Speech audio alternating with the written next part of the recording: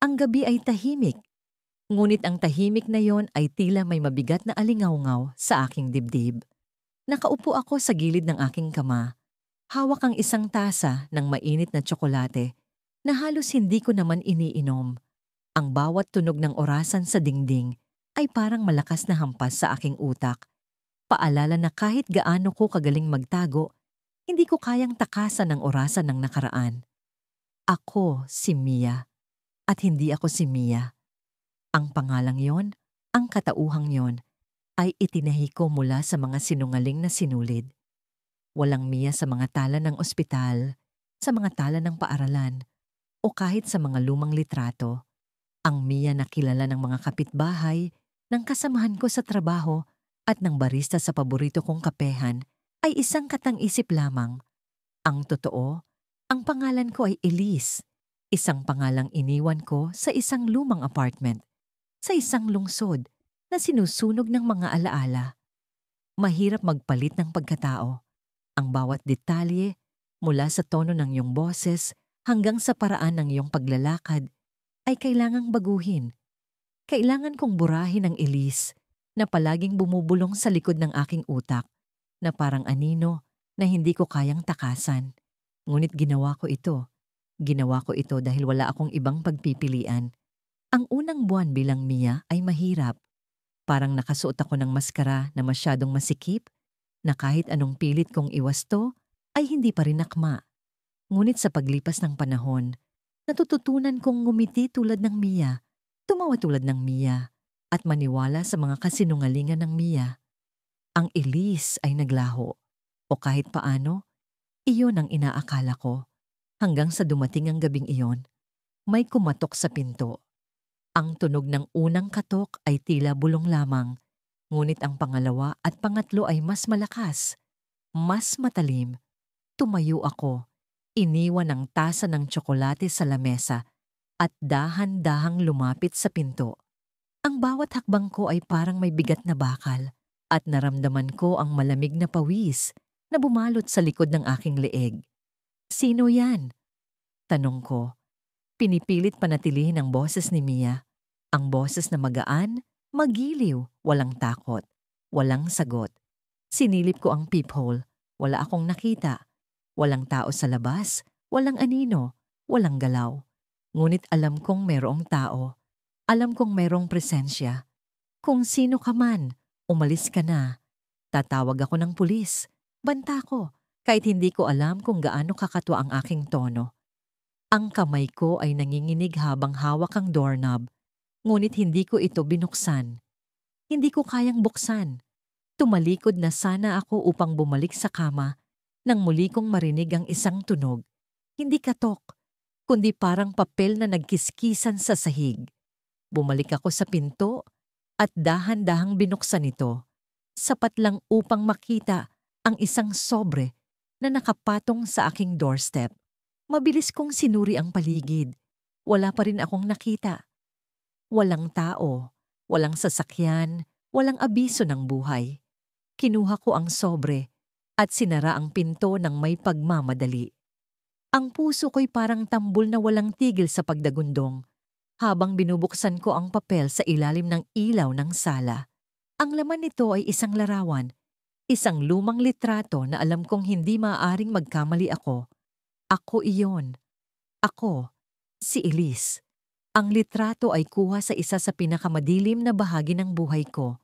Nakasuot ako ng luma at gusgusing damit. Ang mukha ko ay puno ng luha at ang mga mata ko ay nakatingin sa kamera na parang humihingi ng tulong. Ang litrato ay hindi isang ordinaryong larawan. Isa itong paalala ng aking nakaraan na pilit kong tinakasan. Hindi ko alam kung sino ang kumuha nito o kung paano ito nakarating dito. Sa likod ng litrato ay may nakasulat na isang pangalan, Elise. At sa ilalim nito, may tatlong salita na halos hindi ko maipaliwanag kung bakit tila sinaksak ako. Huwag kang magtago. Hawak ko ang litrato at biglang naramdaman ko ang mga mata na nakamatyag sa akin. Tumakbo ako sa bintana. Sinilip ang labas. Wala pa rin. Ngunit ang kaba ko ay hindi napawi. Ang pakiramdam na may nakatingin sa akin, na may nagmamasid sa bawat kilos ko, ay hindi nawala. Hindi ko alam kung paano natapos ang gabing yon. Ang litrato ay itinago ko sa ilalim ng unan, ngunit hindi ko maiwasan ang pakiramdam na tila may mga mata pa rin sa likod ng aking ulo. Ang mga tunog sa paligid, ang kaluskos ng mga dahon, ang pag-ugong ng hangin, lahat ay parang boses na nagsasabing, "Alam namin kung sino ka." Kinabukasan, nagpa siya akong manatili sa bahay. Hindi ako pumasok sa trabaho, hindi ako lumabas para bumili ng pagkain. Ang bawat tunog sa labas ay parang paalala na kahit anong gawin ko, ang Elise na iniwan ko ay buhay pa rin. Ngunit ang pinakamalaking bangungot ay dumating ng gabi. Muli, may kumatok sa pinto. Sa pagkakataong ito, hindi ko na tinanong kung sino ito. Hindi ko sinilip ang peephole. Ang ginawa ko ay tumayo, dahan-dahang huminga at binuksan ang pinto. Ang taong nakatayo sa harapan ko ay ako. Ako, si Elise. Ngunit hindi ako gumalaw. Hindi rin siya gumalaw. Ang Elise na nasa harapan ko ay may parehong mata, parehong mukha, parehong takot na nararamdaman ko. Ngunit may kakaiba sa kanya. Parang siya ang Elise na iniwan ko sa pinakamadilim na bahagi ng nakaraan. Ang Elise na hindi ko kayang pakawalan. "Bakit ka nandito?" Tanong ko, ngunit walang lumabas na sagot sa kanya. Ngumiti siya, ngunit ang nangiti niya ay malamig, matalas, puno ng lihim na hindi ko maintindihan. "Hindi mo ako kayang takasan," sabi niya. Ang boses niya ay akin, ngunit hindi akin. At bago pa ako makagalaw, bago ko pa maipikit ang mga mata, bigla siyang pumasok sa loob ng aking bahay. Ang yapak niya ay mabigat. Ang presensya niya ay parang bangungot na bumalot sa bawat sulok ng kwarto. Hindi ko alam kung paano ko siya pipigilan. Hindi ko alam kung paano ako makakawala. Dahil ang Elise na ito, ang Elise na kumakatok sa pinto ko, ay tila mas totoo kaysa sa Mia na iniisip kong ako. Pumasok ako sa apartment ko na may kaba sa dibdib. Kahapon, natanggap ko ang sulat na nagtatanong kung naaalala ko pa raw ba ang mga bagay na iniwan ko. Walang pangalan ang nagpadala, pero ang sulat ay tila kilalang kilala ako. Hindi ang bagong ako, kundi ang lumakong pagkatao, ang pagkataong pinili kong ibaon sa limot. Sinubukan kong huwag pansinin ito, pero ngayon, may mas mabigat na dahilan para hindi ko baliwalain. Kanina lang, narinig ko ang tatlong mahihinang katok sa pinto. Hindi ito ang tipikal na katok ng bisita o delivery man. May rhythm ito.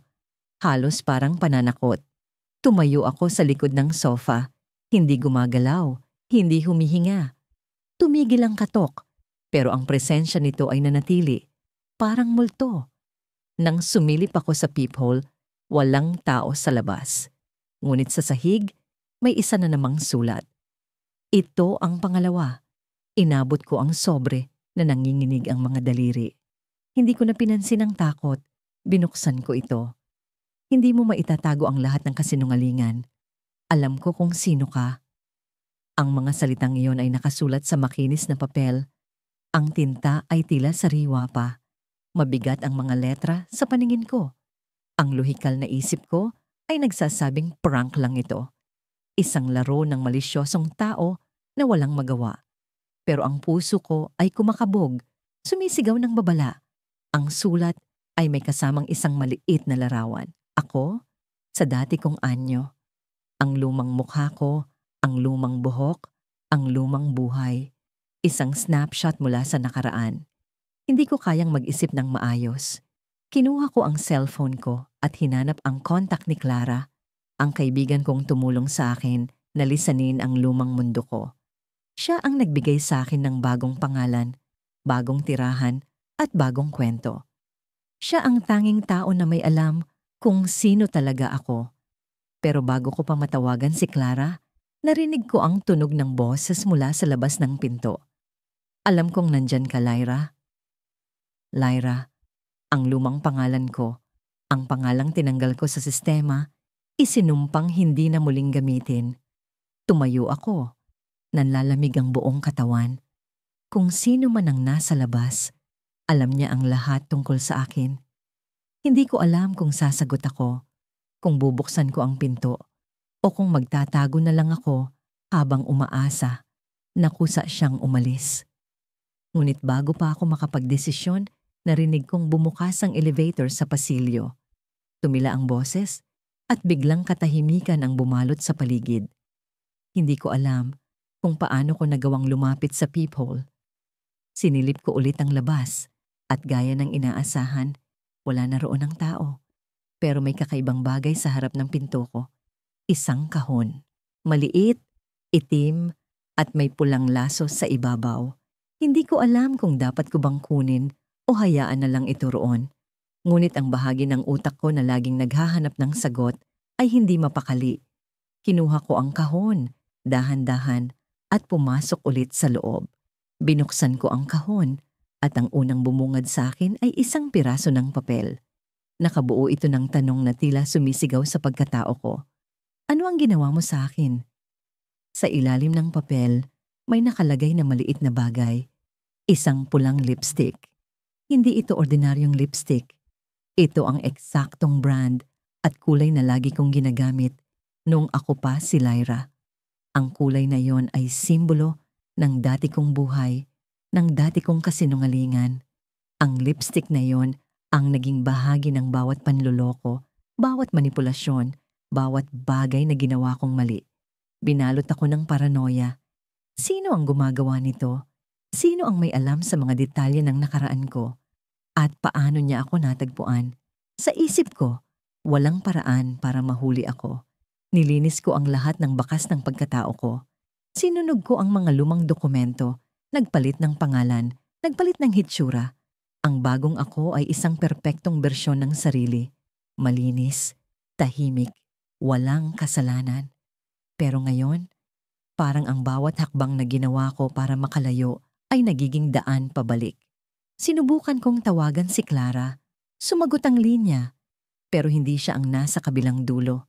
Ang tunog ay parang static at may boses na hindi ko kilala. Hindi ka pwedeng tumakbo magpakailanman. Pagkatapos noon, nagputol ang tawag. Hindi ako makapaniwala. Ang cellphone ko, ang lifeline ko, ang tanging ugnayan ko sa mundo ay tila naging isang bagong paraan para takutin ako. Tumayo ako sa gitna ng sala, hindi alam kung ano ang gagawin. Ang bawat sulok ng apartment ay parang may mga mata, nagmamasid, naghihintay. Sinubukan kong mag-isip ng plano, tumakas, magtago, o humingi ng tulong. Pero sa puntong yon, ang mga posibilidad ay parang bumagsak sa harap ko. Ang isang bagay lang, ang malinaw. Hindi ko na maaaring baliwalain ito. May gustong makahabol sa akin, may gustong ibalik ang luma kong sarili. Ang pagkataong pilit kong iniwan. Biglang may narinig akong tunog mula sa likod. Hindi ito mula sa pinto, kundi mula sa bintana. Dahan-dahan akong lumapit, nanginginig ang bawat hakbang. Ang bintana ay sarado, pero may anino sa labas. Mabagal itong gumalaw, parang sinasadya na makita ko. At bago pa ako makagalaw, narinig ko ang pamilyar na boses mula sa labas. Lyra, oras na para magbayad. At sa harap ng anino, bumukas ang ilaw sa kalsada. Sa liwanag na yon, nakita ko ang isang mukha, ang mukha ko. Binuksan ko ang ilaw sa maliit kong apartment. Ang mga dingding ay kalbo, walang dekorasyon.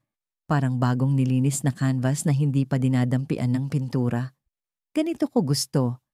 Walang bakas ng lumang buhay, walang puwang para sa nakaraan. Sa loob ng 2 taon, naging maingat ako. Bawat galaw, bawat desisyon, siniguro kong wala akong maiiwanang landas na maaring sundan.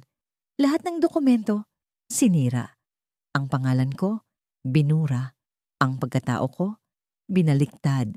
Ngunit ngayong gabi, may nararamdaman akong kakaiba. Ang lamig ng hangin ay tila sumisingit sa mga bitak ng bintana, dumadaloy sa ilalim ng pinto at bumabalot sa akin. Ang katahimikan ay tila masyadong malalim, masyadong mabigat. May kung anong gumagalaw sa paligid kahit wala akong nakikita. Sinubukan kong iwaksi ang pakiramdam. May trabaho pa akong kailangang tapusin. Huminga ako ng malalim at umupo sa mesa. Binuksan ko ang laptop at sinimulan ang pagsusuri ng datos para sa bagong proyekto. Ngunit kahit anong gawin ko, hindi mawala ang bigat sa dibdib ko. Ang bawat tikatik ng relo sa dingding ay parang bumubulong ng babala. Tumigil ako at tumingin sa paligid. Walang tao. Normal lang lahat. O dapat ay ganito. Biglang tumunog ang doorknob. Isang mahinang kaluskos, pero malinaw kong narinig. Napatingin ako sa pinto. Ang puso ko'y bumilis ang tibok. Sino ang pupunta sa apartment ko ng ganitong oras? Wala akong inaasahang bisita. Wala akong kaibigan. Walang sino man ang dapat nakakaalam kung saan ako nakatira. Tumayo ako, dahan-dahan, at lumapit sa pinto. Hindi ko alam kung bakit, pero pakiramdam ko'y kailangan kong maging tahimik. Kinuha ko ang maliit na kutsilyo mula sa drawer sa kusina at hinigpitan ng hawak dito. Ang hingal ko'y mabigat. Para bang ang bawat paghinga ay isang paalala ng panganib. Nang makarating ako sa pinto, sumilip ako sa peephole. Walang tao. Pinilit kong kumalma. Siguro hangin lang o maling akala. Ngunit bago ko pa man maibalik ang sarili sa normal na estado, may tumunog ulit. Isang malakas na katok. 3 beses, diretsong mahigpit. Ang tunog ay parang suntok sa dibdib. Hindi ko maipaliwanag, pero parang kilala ko ang ritmo nito. Kilala ko ang paraan ng pagkatok. Kilala ko ang taong nasa likod ng pinto. Lumayo ako. Nanginginig ang mga kamay. Hindi maaari. Hindi ito totoo. Ang pagkatao ko ay matagal nang itinapon, inilibing. Sinigurado kong walang makakakita. Ngunit narito siya. Ang dating ako. Ang sarili kong multo. Ang pangalan na iniwan ko. Ang mukha na hindi ko na kinikilala. Tila bumalik upang singilin ako. Alam kong nandyan ka, sabi ng boses mula sa labas. Matalas, malinaw, pamilyar. Ang boses ko. Ngunit hindi ko ito sinasalita. Ang boses mula sa kabilang panig ng pinto ay parang salamin na sumasalamin sa akin. Ngunit may kakaibang galit. Buksan mo ang pinto. Hindi ko alam kung ano ang gagawin. Ang buong katawan ko'y nanigas. Ang utak ko'y nagtatangka ng paliwanag, ngunit wala akong mahanap na sagot. Sino siya? Paano niya ako natagpuan? Paano niya alam ang lahat ng ito? Hindi mo maitatago ang ginawa mo, dagdag niya. Ang tono niya ay puno ng paninisi, parang nananaksak. Buksan mo ang pinto o papasukin kita. Biglang tumunog ang doorknob, umiikot ito, pilit binubuksan. Ang tunog ng metal na gumagalaw ay parang sigaw sa tenga ko. Hindi ko napigilan ang sarili. Tumakbo ako papunta sa kusina. Hinanap ang cellphone ko. Ngunit nang tingnan ko ang screen, wala akong signal. Parang sinadya. Parang siniguradong hindi ako makakatawag ng tulong. Alam kong iniisip mo kung paano ka tatakas. Tumigil ang pag-ikot ng doorknob. Tahimik ang paligid. Mas tahimik kaysa kanina. Pero hindi ka na pwedeng tumakbo. Hindi mo na ako matatanggal sa buhay mo. Kinuha ko ang kutsilyo ulit. Hindi ko alam kung kaya kong ipagtanggol ang sarili ko, pero wala akong ibang pagpipilian. Tumayo ako sa sulok ng kwarto, nakatingin sa pinto, nakahanda. Ngunit bago pa ako makagalaw, may narinig akong tunog mula sa likod ko, sa likod ng apartment, sa bintana. Ang mga blinds ay bahagyang gumalaw, parang may dumaan. Napalingon ako, mabilis, pero wala akong nakita. Ang puso ko'y parang sasabog sa kaba. Hindi ko alam kung saan siya manggagaling. Hindi ko alam kung paano siya papasok. Pero alam kong papasok siya. Alam mo, hindi mo ako dapat iniwan. Ang boses ay mas malapit na, mas malamig. At sa huling pagkakataon, narinig ko ang tunog ng bintana. Bumukas ito ng dahan-dahan. Pagod na pagod akong nakaupo sa gilid ng kama. Hawak ang cellphone na kanina ko pa iniwasang sagutin. Tumatawag na naman siya. Ang numerong hindi ko kilala, pero sigurado akong alam niya kung sino talaga ako. Hindi ito ang unang beses at tiyak akong hindi rin ito ang huli. Mula nang palitan ko ang pangalan ko, iniwan ang lumang buhay at nagpasya na magsimula ulit. Akala ko'y makakahanap ako ng kapayapaan, pero tila ang nakaraan ko'y may sariling paraan para sumunod sa akin. Sa tuwing naririnig ko ang tunog ng tawag sa telepono, para akong hinahabol ng multo, malamig, nakakakilabot, at tila bumabalot sa akin ang bigat ng mga alaala. Muli kong sinilip ang bintana, walang tao sa labas. Tahimik ang kalye, maliban sa mahinang tunog ng mga dahon na hinahangin. Pero sa kabila ng katahimikan, ramdam ko ang presensyang hindi ko maipaliwanag. Ang presensyang tila nagmamasid, nag-aabang. Ano nga bang gusto niya? Ano ang alam niya tungkol sa akin? At higit sa lahat, paano niya ako natagpuan? Sa bawat pagring ng telepono, bumibilis ang tibok ng puso ko. Parang may kamay na mahigpit na nakasakal sa leeg ko. Pinipigilan akong huminga ng maayos. Hindi ko na kaya. Gusto ko nang sumigaw. Pero sa takot na marinig niya, nagkulong lang ako sa kwarto. Ang kwarto kong dapat sana'y kanlungan, pero ngayon ay parang kulungan. Nagpasya akong buksan ng cellphone. Hindi ko alam kung ito'y tapang o kahangalan, pero kailangan ko nang malaman kung ano ang gusto niya. Nasa screen ang mensahe niya. Isang simpleng text na parang martilyo sa isipan ko. Alam ko kung sino ka. Harapin mo ako. Hindi ko alam kung ang sagot ko ba'y galit o takot, pero napindot ko ang reply. Hindi kita kilala. Tumigil ka. Ilang segundo lang ang lumipas. Sumagot siya. Hindi mo ako kilala ngayon, pero kilala mo ako noon. Magkita tayo. Alam kong nandyan ka. Kinilabutan ako. Paano niya nalaman kung nasaan ako? Sinilip ko ulit ang bintana, pero wala pa rin. Sa labas, walang kahit anong kakaiba. Pero sa loob, parang may anino sa bawat sulok. Parang naririnig ko ang sarili kong paghinga na bumibigat sa bawat segundo. Hindi ko na kinaya. Agad akong tumayo, siniguradong nakalak ang pinto, at sinilip ang bawat sulok ng apartment. Maayos ang lahat. Pero ang pakiramdam ko'y parang may mga mata na nakamasid sa akin kahit wala akong nakikitang tao. Binuksan ko ang closet, sinilip ang ilalim ng kama, pati ang banyo. Walang tao. Wala. Pero bakit parang nandyan siya? Sa desperasyon, kinuha ko ang bag ko. Inilabas ang ID na nagpapakilala sa bago kong pagkatao. Ang pangalan ko, ang address ko, ang lahat ng bagong impormasyon. Lahat ng ito'y huwad, pero ito ang naging buhay ko sa nakalipas na 2 taon. Ito ang proteksyon kong kalasag laban sa nakaraan.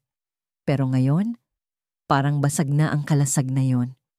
Naalala ko ang proseso ng pagbago ng buhay ko, ang paglakbay sa ibang lugar, ang pag-aaral ng bagong lengguwahe, ang pag-iimbento ng bagong kwento. Lahat ng ito'y ginawa ko para makalayo sa kung ano ako noon. Hindi ako perpekto, pero ginawa ko ang lahat para maiba ang takbo ng buhay ko. Ang lumang pangalan ko'y may kasalanan, may mga taong nasaktan, may mga pangarap na sinira. Pero ang bago kong pangalan, malinis, walang bahid, hanggang ngayon. Muli, tumunog ang cellphone, pero hindi na ito tawag o text. May tumating na video. Nagdadalawang isip ako kung bubuksan ko. Pero ang takot ko'y napalitan ng kuryosidad. Paano kung ito na ang sagot sa lahat ng tanong ko? Paano kung ito ang simula ng katapusan ko? Sa video, may isang pinto. Hindi ko agad napansin. Pero nang tumagal, naaninag ko ang pinto ng apartment ko. Ang mismong pinto na nasa harapan ko ngayon. Sa video, may kamay na kumakatok. 1, 2, 3 beses. Ang tunog sa video'y sabay sa tunog na naririnig ko ngayon. May kumakatok sa pinto ko. Halos mabitawan ko ang cellphone. Hindi ko alam kung ano ang uunahin. Ang takot, ang galit, o ang desperasyon. Pero ang katawan ko'y hindi gumalaw. Tila naipit ako sa pagitan ng realidad at bangungot. Muli kong tinignan ang bintana. Madilim na ang labas. Pero sa kabila ng kadiliman, aninag ko ang isang figura. Hindi ko maaninag ang mukha, pero alam kong nakatingin siya sa akin. Diretso, walang pag-aalinlangan. Napahawak ako sa dibdib ko. Ang bilis ng tibok ng puso ko'y parang sasabog. Bumalik ang tunog ng pagkatok. 1, 2, 3. Mas malakas na ngayon, mas madiin. Alam kong hindi ko pwedeng buksan ang pinto. Pero alam ko ring hindi ko pwedeng magkunwaring wala ako rito. At sa huling pagkatok, narinig ko ang isang boses mula sa laba. Nakahinga ako nang maluwag nang masiguro kong nakalak ang lahat ng pinto at bintana. Para bang ang bawat tunog ng kaluskos ay nagtutulak sa akin para suriin kung may butas sa proteksyon ko. Ang buong bahay ay tila naging selda, ngunit sa halip na makulong, ako ang nagkukulong sa sarili ko para manatiling ligtas. Hindi ko alam kung hanggang kailan ko kakayanin ang ganitong klaseng pamumuhay. Ang bagong pangalan ko, Elena. Ang tunog nito ay malambing, parang musika sa pandinig, ngunit sa bawat pagbigkas nito, nararamdaman ko ang bigat ng kasinungalingan. Hindi ko ito pinili dahil gusto ko, pinili ko ito dahil kailangan ko. Ang dating ako, si Clara, ay iniwan ko na sa nakaraan.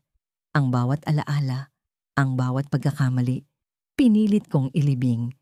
Ngunit natutunan ko na hindi mo basta-basta matatakasan ang sarili mo, lalo na kung ang sarili mong multo ang kumakatok sa pinto mo. Kanina, habang nagluluto ako ng hapunan, may narinig akong tunog mula sa labas. Hindi ko alam kung anong klaseng ingay iyon. Mga yabag ba? Kaluskos ng mga dahon? O baka ang imahinasyon ko lang ang gumagawa ng sariling kaaway? Ngunit hindi ko na binaliwala iyon. Hininto ko ang lahat ng ginagawa ko, tumingin sa bintana, at nanigurado. Wala akong nakita, pero may nararamdaman akong kakaibang presensya. Ang lamig ng hanging dumaan sa likod ko ay nagdulot ng kilabot na hindi ko maipaliwanag. Pagkatapos noon, nagpatuloy ako sa ginagawa ko. Pinilit kong magpanggap na normal ang lahat. Ngunit habang kumakain ako, parang may mga mata na nakatingin sa akin.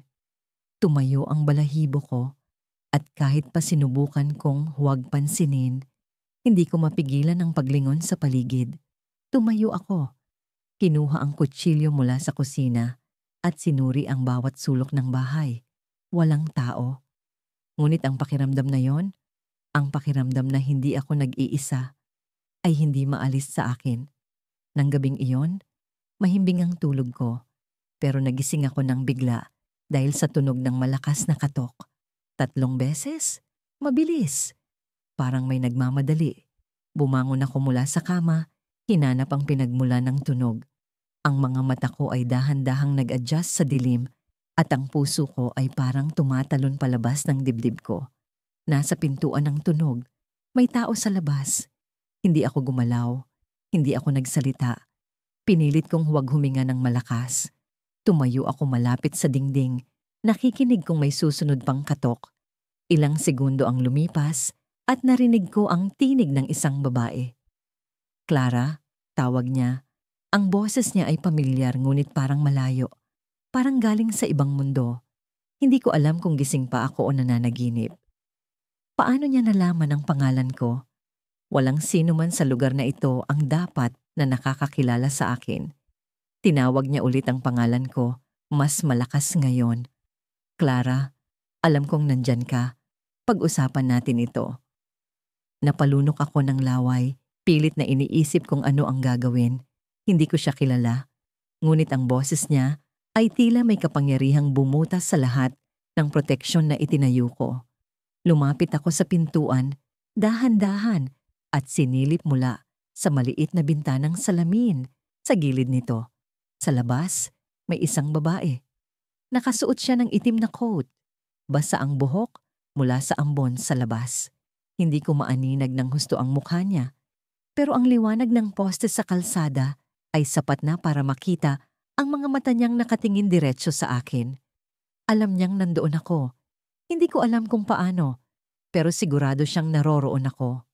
Clara, hindi kita sasaktan. Alam kong takot ka. Pero kailangan nating mag-usap, sabi niya. Mas malumanay ngayon. Ang boses niya ay may halong pakiusap at pangungumbinsi. Sa kabila ng takot ko, may kung anong bahagi sa akin ang gustong makinig. Sino siya? Ano ang gusto niya? Lumayo ako sa bintana, huminga ng malalim, at pilit na nag-isip. Hindi ko pwedeng buksan ang pinto. Walang sino man ang dapat malaman kung nasaan ako, ngunit ang utak ko ay punong-puno ng mga tanong. Paano niya nalaman ang pangalan ko? Paano niya ako natagpuan? At higit sa lahat, bakit niya ako hinahanap? Tumahimik siya sandali. Akala ko ay aalis na siya. Ngunit nang akmang lalayo na ako mula sa pintuan, may narinig akong isa pang bagay na nagpahinto sa akin. Elena, tawag niya. Napamulagat ako. Paano niya nalaman ang bagong pangalan ko? Paano? Ang boses niya ay biglang naging malamig, puno ng determinasyon. Elena, hindi mo maitatago ito magpakailanman. Alam ko kung ano ang ginawa mo. Biglang bumilis ang tibok ng puso ko. Ano ang alam niya? Sino talaga siya? Ang dami kong tanong, ngunit ang takot ko ang mas nangingibabaw. Hindi ko na napigilan ang sarili ko. Sino ka?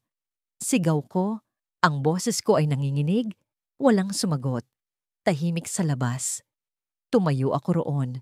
Naghihintay, ngunit wala akong narinig kahit isang ingay. Pagkalipas ng ilang minuto, sinilip ko ulit ang bintana. Wala na siya. Ngunit ang iniwan niyang mga salita ay parang asido sa isip ko. Ang mga tanong, ang kaba, ang takot, lahat iyon ay bumabangon sa bawat segundo. Pakiramdam ko ay nasusakal ako sa sariling kwarto. Ngunit sa ilalim ng lahat ng emosyon, naramdaman ko ang isang bagay na mas malakas, ang galit. Sino siya para guluhin ang buhay ko? Sino siya para magpakita rito? Kung iniwan ko na ang nakaraan, bakit parang hinahabol pa rin ako nito? Pumunta ako sa kusina, kinuha ang kutsilyo at bumalik sa pintuan. Nanginginig ang kamay ko, ngunit mahigpit ang hawak ko sa kutsilyo. Kung babalik siya, hindi ko na siya hahayaang manloko pa. Ngunit nang buksan ko ang pinto para tingnan kung nandyan pa siya, may nakita akong papel na nakasiksik sa ilalim ng pintuan. Pinulot ko iyon, binuksan, at nabasa ang sulat. Ang laman nito ay isang simpleng linya. Isang tanong na bumalot sa akin ng kilabot. Clara, alam mo bang hindi mo ako matatakasan? Nalaglag ang papel sa sahig at ang kamay ko ay nanlamig. Sa sulok ng mata ko, may naramdaman akong gumagalaw. Ngunit nang lingunin ko iyon, wala namang tao. Ang dating ako ay hindi na multo. Isa siyang anino na may laman. Isang bagay na hindi ko na kayang takasan. Nanginginig ang kamay ko habang pinipihit ang seradura ng pinto. Sa kabila ng manipis na kahoy, naririnig ko ang mabibigat na hakbang ng taong nasa labas. Ang bawat kaluskos ay parang martilyo sa dibdib ko. Hindi ko alam kung bakit ako natatakot. Ako na ang nagpalit ng pangalan, nagpalit ng tirahan, nagpalit ng nakaraan. Walang sino man ang dapat nakaalam kung sino ako, kung sino ang tunay kong pagkatao. Pero narito siya, kumakatok ng paulit-ulit, parang alam niya kung ano ang itinatago ko. Sandali lang, sabi ko, pilit pinapakalma ang boses ko. Pero sa loob-loob ko, parang may bagyo. Sino siya? Bakit siya nandito? Ano ang gusto niya? Binuksan ko ang pinto ng bahagya. Sapat lang para makita ang mukha ng bisita. Isang lalaking nasa 30, maputi ang balat, manipis ang labi, at may mga matang tila hindi kailanman ngumiti. Suot niya ang itim na jacket na tila kinain na ng pagkaluma, at ang kanyang buhok ay magulo. Parang hindi pa nasuklay mula ng magising. Hindi ko siya kilala, pero ang tingin niya sa akin ay parang kilalang kilala niya ako. Ikaw si Maria, hindi ba? Tanong niya. Malamig ang tono. Maria, ang pangalan ko noon, ang pangalan na iniwan ko, ang pangalan na sinumpa kong hindi ko na maririnig mula sa sinuman. Nagkakamali ka. Sagot ko. Pilit pinapalakas ang loob ko. Hindi ako si Maria. Mali ang address na pinuntahan mo. Ngumiti siya, pero hindi iyon ang nangiti ng isang taong nagkamali. Ito ang nangiti ng isang taong sigurado, ng isang taong may alam. Ah, ganun ba? Pasensya na kung nabulabog kita. Pero siguro, baka gusto mong pag-usapan ang nakaraan mo. Baka gusto mong pag-usapan kung ano ang nangyari sa gabing iyon. Parang may sumabog na granada sa loob ng utak ko. Ang gabing yon. Ang gabing yon ang dahilan kung bakit kailangan kong magpalit ng pangalan, ng pagkatao, ng buhay. Wala nang ibang tao ang dapat makaalam ng tungkol doon. Wala nang ibang tao ang dapat makabanggit ng gabing iyon. Pero narito siya, sa harap ko. Binibikas ang mga salitang hindi ko na dapat marinig. Umalis ka na, sabi ko, halos isigaw.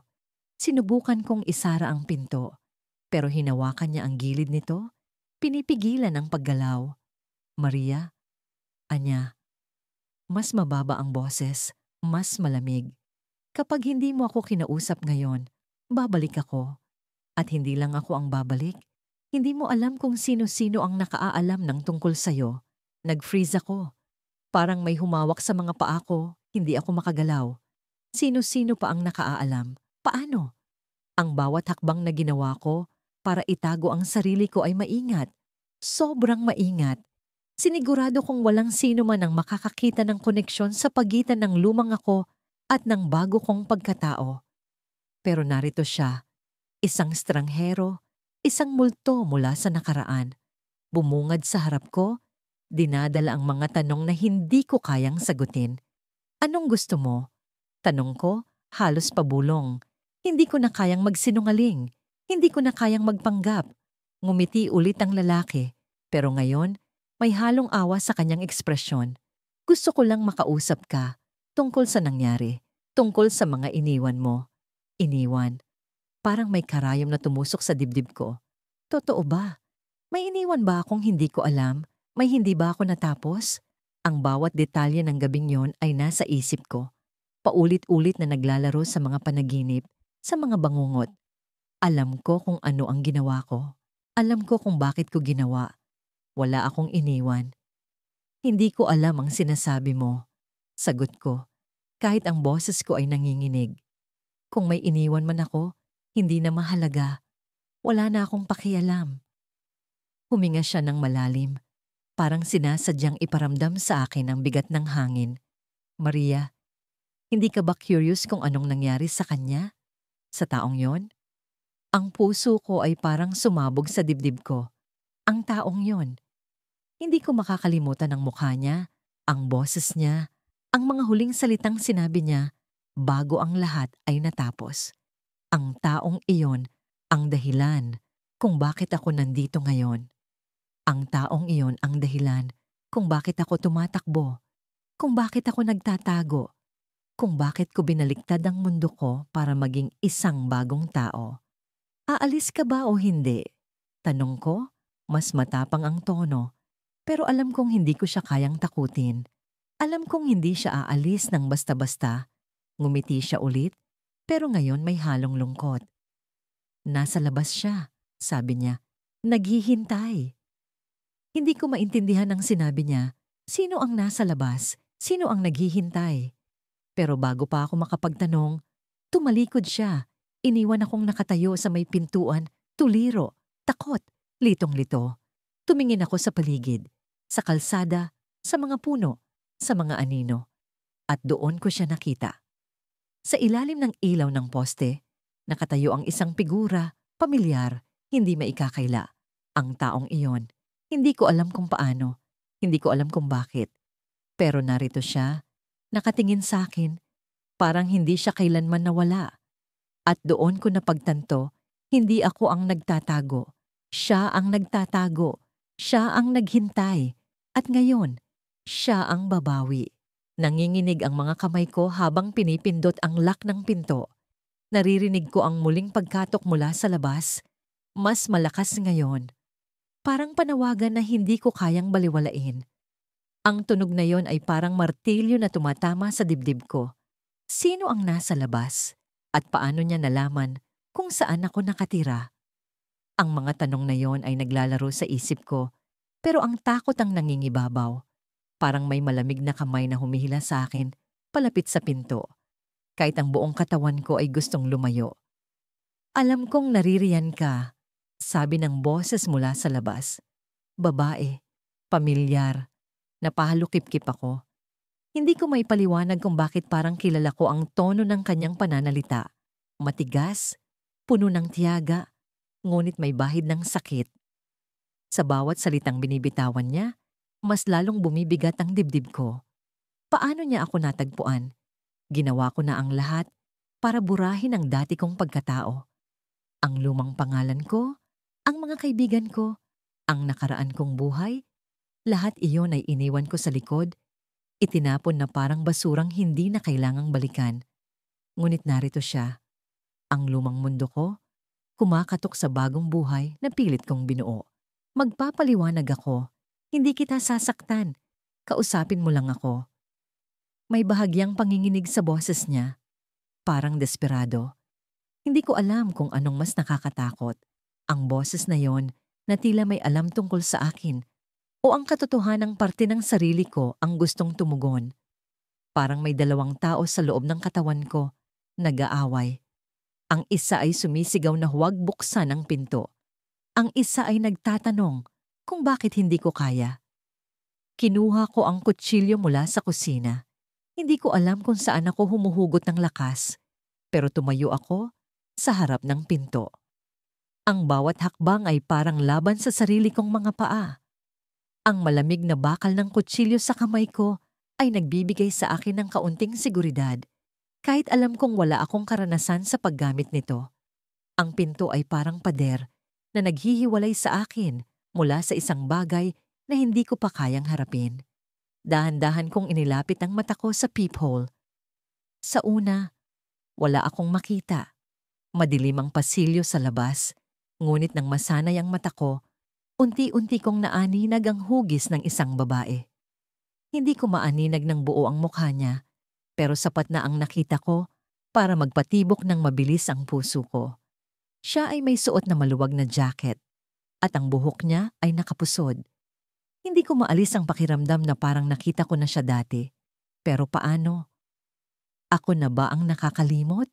O siya ang nagdadala ng piraso ng nakaraan ko? Nasaan siya? Tanong niya nang bigla na parang may hinahanap. Alam kong narito siya. Huwag mo akong lokohin. Biglang kumulo ang isip ko. Sino ang hinahanap niya? Ako ba? O may ibang tao siyang inaasahan dito?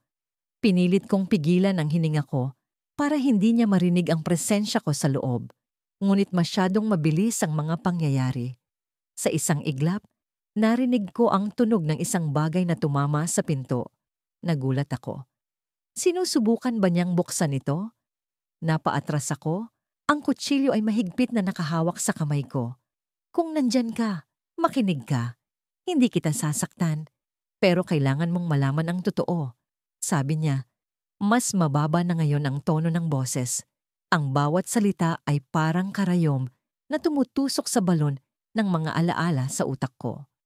Ang totoo. Anong totoo ang sinasabi niya? Hindi ko na alam kung alin ang mas nakakatakot. Ang posibilidad na alam niya ang nakaraan ko. O ang posibilidad na may alam siya na hindi ko pa alam. Hindi ko napigilan ang sarili ko. Sino ka ba? Sigaw ko mula sa loob. Ang boses ko ay puno ng kaba at galit. Bakit ka narito? Tumigil ang paggalaw sa labas. Tahimik. Sa loob ng ilang segundo, wala akong naririnig, kundi ang tunog ng sariling hininga ko. Akala ko aalis na siya, pero mali ako. Nagsalita siya muli. Mas malakas, mas malinaw. Ikaw ang pumalit sa lugar niya, sabi niya. Halos pabulong, ngunit matalim ang bawat salita. At alam kong hindi ito ang buhay mo. Biglang nanlamig ang buong katawan ko. Ang mga salitang yon ay tumama sa akin na parang kidlat. Hindi ko alam kung ano ang ibig niyang sabihin. Pero sa lalim ng kanyang tono, alam kong may karga itong katotohanan. Paano niya nalaman? Sino ang siya na sinasabi niya? Napaatras ako. Nanginginig ang mga tuhod ko. Hindi ko na maipaliwanag ang nararamdaman ko. Parang may bumubulwak na takot na hindi ko kayang pigilan. At bago pa man ako makagalaw, narinig ko ang tunog ng papel na dumula sa ilalim ng pinto. Isang sobre. Hindi ko alam kung anong nasa loob nito, pero ang simpleng presensya ng bagay na yon ay parang bomba na handang sumabog sa harapan ko. Dito mo makikita ang sagot, sabi niya. Mas malambing ngayon ang boses, ngunit puno pa rin ng misteryo. Hindi ko alam kung paano magre-react. Ang utak ko ay nag-aapoy sa dami ng tanong. Napalunok ako at kahit pilit kong pigilan, lumapit ako sa pinto para kunin ang sobre. Pagkakuha ko, tumingin ako muli sa peephole. Wala na siya. Ang pasilyo ay tahimik. Parang hindi siya kailanman naroon. Binuksan ko ang sobre. Nanginginig ang mga daliri ko habang pinupunit ang gilid nito. At nang makita ko ang laman, halos bumaligtad ang sikmura ko. Isang litrato. Litrato ng babaeng nasa labas kanina. Pero ang mas nakakatakot, ang mukha niya ay parang salamin. Parang ako. Sa kabila ng malamig na gabing yon, tila mas malamig ang nararamdaman ko sa loob ng bahay. Ang bawat tunog ng orasan ay parang hampas ng martilyo sa dibdib ko. Nakaupo ako sa gilid ng kama. Nag-iisip kung paano ako nakarating sa punto na mismong nakaraan ko ang nagtatangkang bumalik, kumakatok sa pinto ko ng walang pasintabi. Sa loob ng ilang taon, naging maingat ako. Ang pangalan ko, ang bagong pangalan ko, ay sinanay kong sabihin ng buo na parang ito na talaga ang totoong ako. Ang mga kwento ko, ang mga alaala. Lahat ng iyon ay pinili kong baguhin, parang pagsulat ng bagong nobela. Ngunit paano kung ang dating aklat na isinara ko ay bigla na lang bumukas at ang mga pahina ng buhay ko ay bumalik para guluhin ang lahat ng itinayo kong bago? Kanina, may kumatok. 3 mabibilis na katok, halos mabasag ang katahimikan ng gabi. Hindi ako gumalaw agad. Nakatitig lang ako sa pinto, nanginginig ang mga kamay ko. Sa isip ko, baka maling bahay lang ang pinuntahan nila o baka isa lang itong delivery na hindi para sa akin. Pero hindi. Alam kong iba ang pakiramdam ng katok na yon. Parang may bigat, may intensyon, may pagkakakilala. Dahan-dahan akong tumayo at lumapit sa pinto. Ang bawat hakbang ay mabigat. Pilit kong binibilang ang distansya mula sa kama hanggang sa hawakan ng pinto. Ang buong bahay ay tahimik, maliban sa tunog ng hininga ko na tila nagiging mas maingay sa bawat segundo. May tao ba dyan? Tanong ng boses mula sa labas. Malalim, pamilyar, at puno ng galit na pinipigilan. Hindi ko maintindihan kung bakit, pero parang nanigas ang mga tuhod ko. Hindi ko magawang sumagot. Sino siya? Paano niya nasabi na may tao sa loob? Nang hindi ako sumagot, muling kumatok ang tao. Mas malakas, mas madiin. Parang gusto niyang iparating na hindi siya aalis hanggat hindi ko siya hinaharap. Iniwasan kong mag-ingay habang unti-unting lumalapit sa pinto. Sa likod nito, naririnig ko ang bawat paghinga niya, mabigat at may halong frustration. Hindi ko na kayang tiisin ang kaba. Dahan-dahan kong binuksan ang pinto, sapat lamang para sumilip. Sa ilalim ng mahinang ilaw sa labas, tumambad sa akin ang isang lalaki.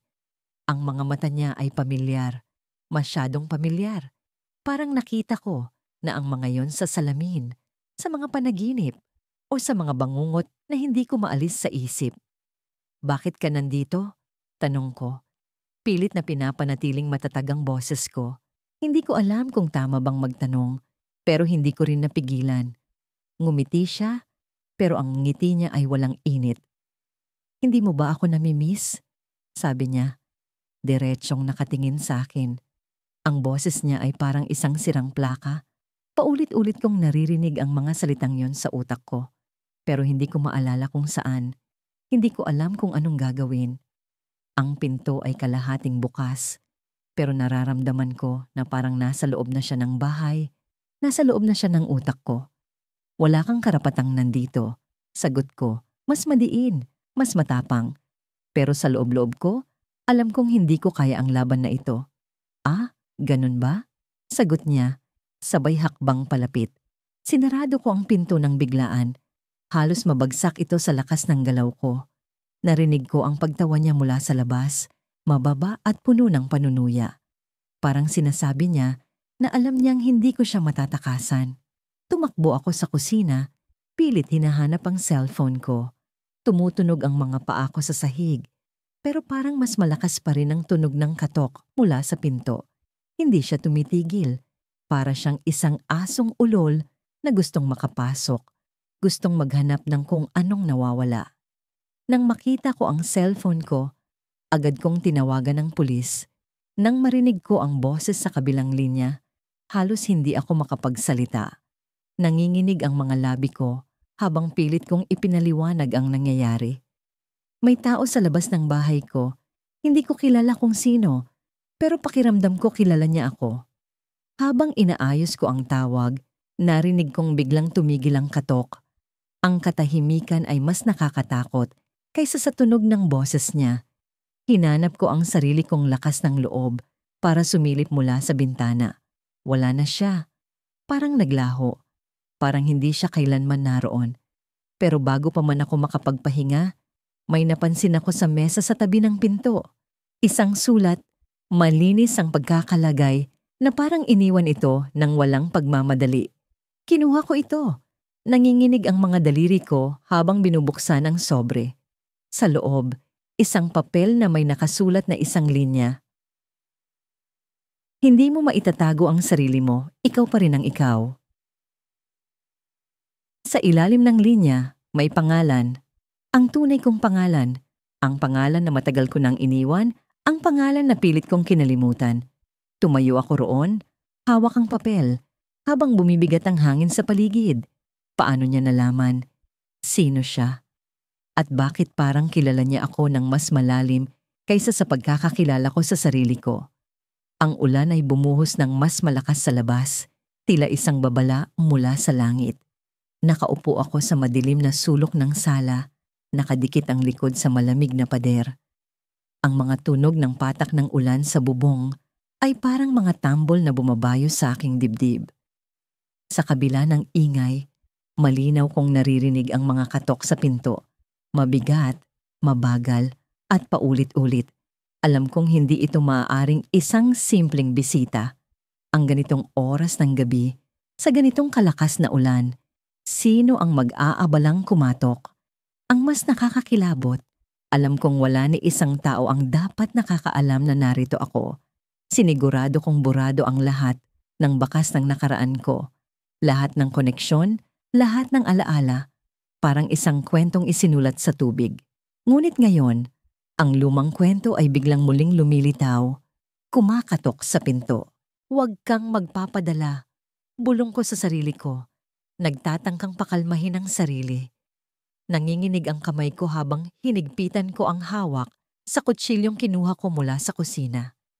Hindi ko alam kung sino ang nasa labas, pero hindi ako papayag na basta na lang akong lamunin ng takot. Aling Vera, baka naman po naririnig niyo ako. Biglang nanigas ang katawan ko. Ang boses na yon. Hindi ito maaaring totoo. Napapikit ako ng mariin, umaasang mali lang ang pandinig ko. Pero nang magsalita ulit ang tao sa labas, mas lumalim ang pamilyaridad sa boses niya. Aling Vera, ikaw na nga ba yan? Alam ko na ikaw to. Huwag ka nang magtago. Hindi Vera ang totoo kong pangalan. Isa lamang itong alias na ginagamit ko sa bago kong buhay. Pero ang paraan ng pagbigkas niya sa pangalan ko, ang diin, ang tono. Alam kong kilala niya ako. Kilala niya ang dati kong pagkatao. Naglakbay ang isip ko pabalik sa mga alaala ng nakaraan. Ang mga bagay na iniwan ko. Ang mga taong sinaktan ko. Ang mga kasinungalingang itinayo ko hanggang maging parang kastilyo ng mga anino. Ang lahat ng yon ay iniwan ko para magsimula muli. Pero ngayon, parang bumaliktad ang mundo. Ang kastilyo ng anino ay bumagsak at ang mga multo ng nakaraan ko ay nasa kabilang panig ng pinto. Muling kumatok ang tao sa labas, mas madiin, mas matindi. Hindi ako aalis hanggang hindi kita nakakausap. Hindi ko na kaya. Tumayo ako, dahan-dahang lumapit sa pinto. Ang bawat hakbang ay parang may dalang bigat ng buong mundo. Naramdaman ko ang malamig na bakal ng doorknob sa palad ko. Huminga ako ng malalim. Pilit na kinakalma ang mabilis na pintig ng puso ko. Sa wakas, binasag ko ang katahimikan. Sino ka? Tanong ko. Pilit na pinatatatag ang boses ko. Anong kailangan mo? Tahimik, akala ko hindi siya sasagot. Pero ilang segundo ang lumipas, nagsalita ulit siya. Hindi mo na ako natatandaan ano? Hindi mo na ako kilala. Pero ako ang taong hindi mo kailanman matatakasan. Halos mabitawan ko ang hawak kong kutsilyo. Ang sagot niya ay parang isang lason na dahan-dahang lumalason sa utak ko. Hindi ko alam kung guni-guni ko lang ba ang lahat ng ito o totoo. Pero isang bagay ang malinaw. Kilala niya ako. At alam niyang ako ito. Kung hindi mo bubuksan ang pinto, ipapakita ko sa iyo na hindi mo ako pwedeng takasan, sabi niya. At may narinig akong kaluskos mula sa labas. Para bang may kinukuha siya mula sa bulsa o bag. Bigla akong nilukuban ng takot. Paano kung may dala siyang baril? O anumang bagay na makakapanakit sa akin? Pero bago pa ako makapagdesisyon kung tatakbo ba ako o magsisigaw, may marahang tunog na gumuhit sa ere. Isang papel ang dumula sa ilalim ng pinto, papasok sa loob ng bahay. Nakapako ang tingin ko sa papel, habang ito'y dahan-dahang bumagsak sa sahig. Nakaukit sa papel ang pangalan ko, ang tunay kong pangalan. Sa isang iglap, parang huminto ang mundo ko. Ang mga letrang yon, ang mga letrang sinumpa kong hindi ko na muling makikita, ay nandito ngayon sa harap ko. Ang mas nakakagulat, may litrato rin akong kasama. Luma na ang papel, kupas na ang kulay, pero malinaw na ako yon. Ako yon, ang dati kong sarili. Napaatras ako, nanginginig. Paano niya nakuha ito? Sino siya? Gusto kong sumigaw. Pero tila natuyo ang lalamunan ko. Sinubukan kong magsalita, pero walang salita ang lumabas sa bibig ko. Alam ko ang lahat, sabi ng boses sa labas. At kung hindi mo ako haharapin, sisiguraduhin kong malalaman din ng lahat ng tao ang mga ginawa mo. Ang mga salitang yon ang nagpatibok muli sa puso ko nang mabilis. Ang mga ginawa ko, ang mga bagay na pilit kong tinakbuhan, ang sikreto kong iniingatan sa buong buhay ko. Nagsimula akong huminga ng mas mabilis, parang isang hayop na natrap sa bitag. Ano ang gagawin ko? Ano ang sasabihin ko? At higit sa lahat, paano niya nalaman? Ngunit bago ko pa masagot ang sarili kong mga tanong, isang malakas na tunog ang umalingaw-ngaw mula sa labas. Isang tunog na parang mula sa pagsabog ng baril.